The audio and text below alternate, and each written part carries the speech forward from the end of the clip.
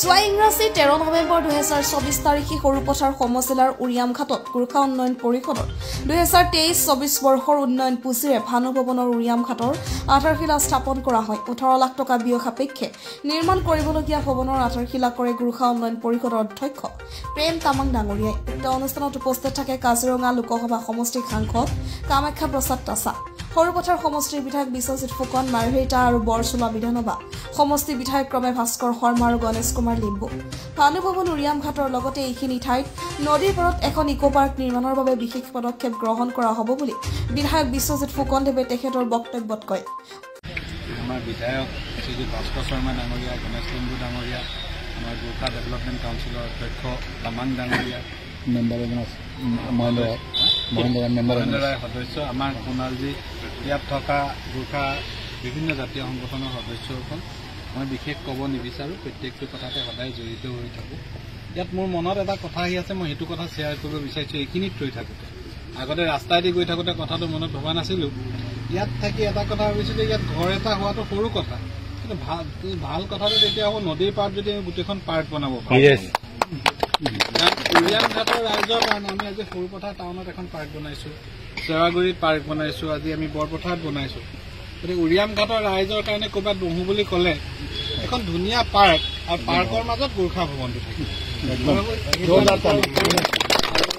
ইয়াৰ কাৰণে পইচাৰ অভাৱ নহয়, ময়ো দিম আৰু তামাং ডাঙৰীয়া আছেই,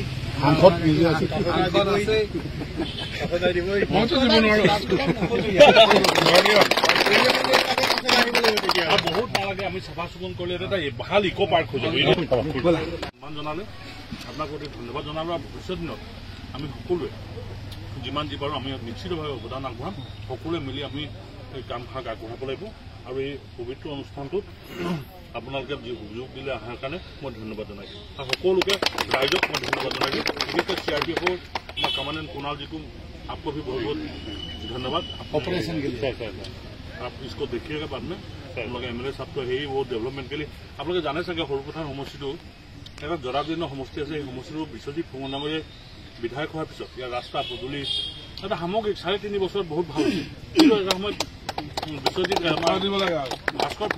ভাস্কৰ শৰ্মা ডাঙৰীয়া সমষ্টিটো একেবাৰে বেয়া হৈছে। যদিও বহুত ডাঙৰ মানুহে কৰিছিলে, কিন্তু সেই সমষ্টিবিলাক গণেশ লিম্বু, এতিয়া বৰচলা, তেওঁলোকে আমাৰ গোটেই আটাইকেইজন বিধায়ক যিসকল আছে সকলো কৰ্মঠ বিধায়ক, আৰু তিনিজনে আজি তিনিজন বিধায়কে আহিছে। মই আপোনালোককো ধন্যবাদ জনাম। সকলোকে বিশেষকৈ প্ৰেম তামাং আপোনাক ধন্যবাদ জনালোঁ। আপুনি চেয়াৰমেন হোৱাৰ পিছত এই কথা চিন্তা কৰিলে, আৰু ভৱিষ্যতে আপোনালোকক আৰু অধিক সহায় আমি আশা কৰিলোঁ ন সৰুপথাৰ। ধন্যবাদ।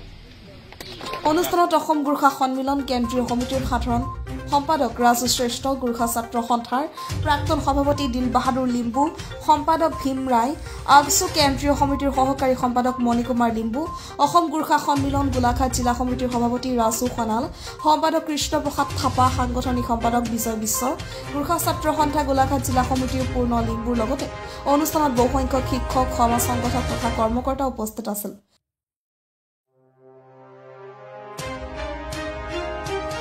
সৰুপথাৰৰ পৰা বিজয় বিশ্বৰ report, the north east times.